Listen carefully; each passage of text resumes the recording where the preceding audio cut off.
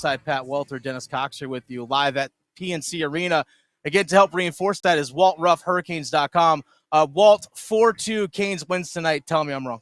No, I'm not going to do that, Dennis. I'm sorry. Okay, so I'm right then. Yeah, sure. Okay, we're going to go with that. All right, that's it. Show's over. We're all there done. We go. That's all right. Easiest interview Walt Ruff's ever done. All right, now, Walt, legit question here.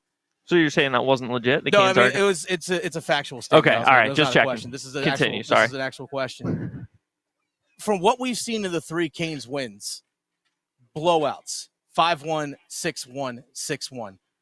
What's stopping them from doing that again tonight?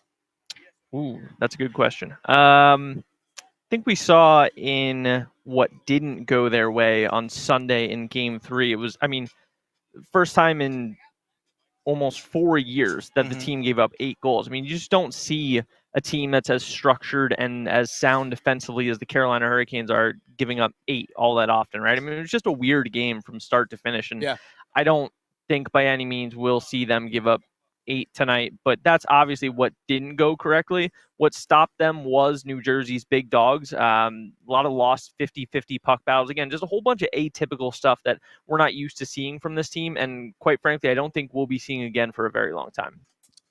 Walt Ruff joining us here, Carolina Hurricanes team writer. Walt, we hear so much the Canes talk about playing their game. That's the message tonight. If they can come out, play their game early, they can take care of business, win this series. But to you, a guy that's around this team so often, sees that game, knows that game as well as anybody, what does that mean to you? Whenever I hear that phrase, whether I should or shouldn't be doing this, think about the folks who are just getting into hockey. And I want to try and make that as accessible and digestible to people maybe who aren't as familiar with the game, because it's a hockey cliche, right? We hear it day in, day out. Forecheck. Exactly. Like, my goodness, what does that mean, right? So what the Carolina Hurricanes are trying to do, they're trying to take care of business defensively. They're going to try and get it to the red line. Someone's going to get it behind New Jersey's defense. And you're going to see guys making beelines for that puck. That's the stress game. That's the other one. They're trying to make New Jersey make mistakes in their own end. I couldn't think of a more perfect example than Jesper Foss' 4th goal the other night for the Hurricanes. It was just so typical of what that means for this team, because it was, Dougie Hamilton swings behind the net, looks like he's going to have the ability to get the puck out of the zone. He makes one pass to his defensive partner, I believe it was Jonas Siegenthaler, but he's got a Hurricane already on him, and he makes an error. 2 seconds later, boom, it's in the back of the net. So it's causing chaos and problems for the opposition in their defending end, which in turn creates offense for the Canes. That's what it means to play their game.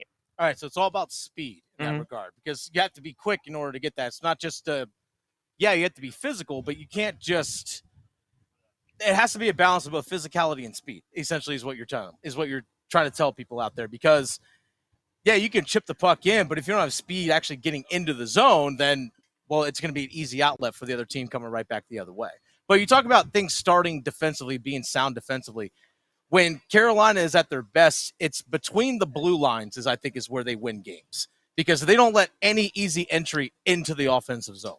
Exactly. Much of what we were just saying about how the Canes get it into the opposition zone, the other team is trying to do the same thing. Sure. It's just that they don't have as much success, we see, because it's quick retrievals, like you were just saying, speed. It's getting back to the puck, too. It's not only when you have the puck and you're trying to chase it down, it's when you know you need to start swinging play the other way, too. And that's what guys like Brady Shea and Brett Pesce are so good at. I mean, there's so much made about Brent Burns and, how good he is, and he's deserving of every bit of that. Jacob Slavin as well.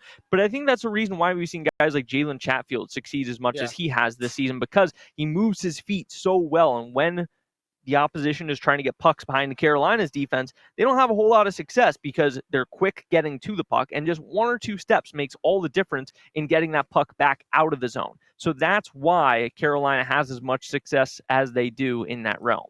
Well, we've been building to this here in the city as a hockey market here for a long time. 5 years, 5 straight playoff runs under Rod Brindamore, Don Waddell. Dennis and I were talking about this earlier.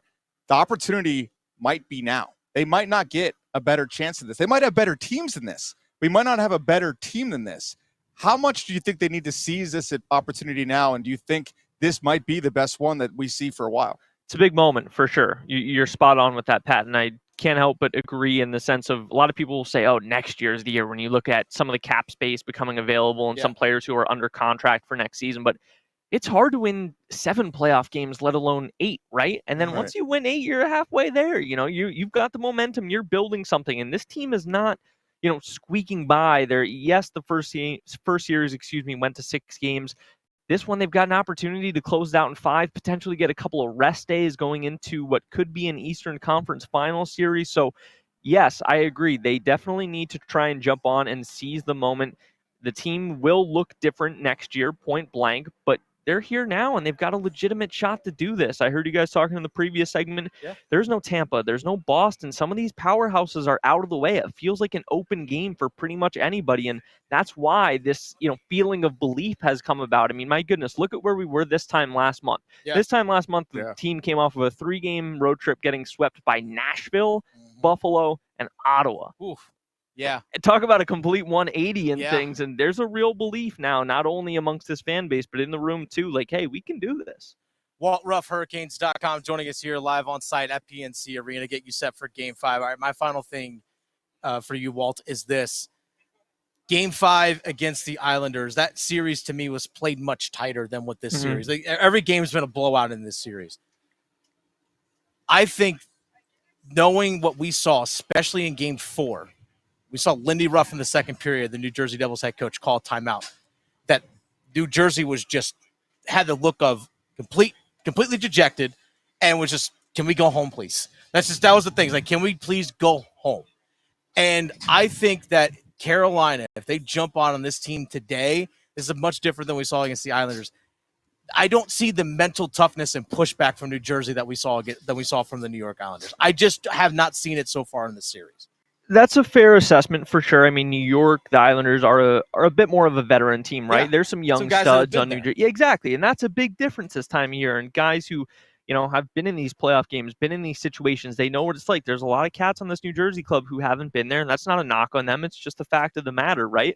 I think something to watch for tonight is in games both 4 and 5 in the first round series against the Islanders, it felt like a lot of guys, especially off the start, were kind of afraid to make a mistake. You don't want to be that guy who's making the turn. New Jersey had big time trouble on Tuesday night turning the puck over. They were giving it away left and right. If they do that, they know they're in for a long night. Yeah. So I think you're going to see a lot of guys that might be afraid to make mistakes tonight, which makes the start all that more important. But say, how important is it for Carolina to jump on them early like they did in Game 1? In Game 1, the Devils were coming off that 7th game against the Rangers, had to travel here, and they jumped all over them right there in the first period. But knowing that, what you just said, how important is it Carolina come out just guns a-blazing in this one? A great start is almost always going to be indicative of how your night goes. If you can jump on a team like that, right, except for Game 4 in New Jersey. I mean, my goodness, the Devils were all over the Hurricanes in the first 5-10 minutes.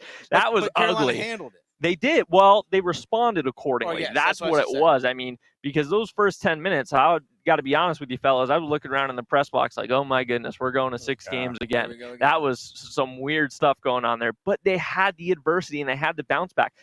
What I would pose the question in return is, what hasn't this Hurricanes team faced yet? They've been in a hole early. They've responded. They've been in a hole until the end, and they found ways to come back late. So I feel like we're almost running out of situations that Carolina hasn't been in this season. Again, regular season playoffs are different, yes, of course, but I do feel like their makeup consists of allowing them to have that quote-unquote we've been here before type of mentality.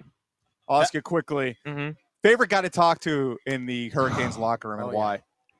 That's a good one. And one thing, I'll kind of spin away from that for a second. I want to say how grateful we are, or how fortunate we are to have a locker room of genuine good guys. Yeah. I've been in some locker rooms where that's not exactly the case. Guys are completely unapproachable. Guys are mean. Guys are rude.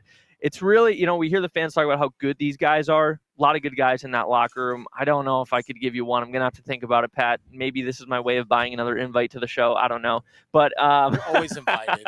Seth Jarvis. I personally, I enjoy talking to Stastny a lot. He gets you a good quote. The key is to kind of get these guys off their rocker a little bit so they're not just devolving into, the forecheck, we got to get the puck in the dirty areas. If we do play our game, we're going to be just fine in this one, Yeah, that's every hockey player seems to have a Canadian accent, even if they're not from Canada. That's my observation. Very fair point. That's WaltRuffHurricanes.com. Check out his work there. Also follow him on Twitter at Walt Ruff. Thanks for your time. And we'll be talking to you in the Eastern Conference Finals as Canes are winning it tonight. Look forward to it, fellas. Thanks for having me.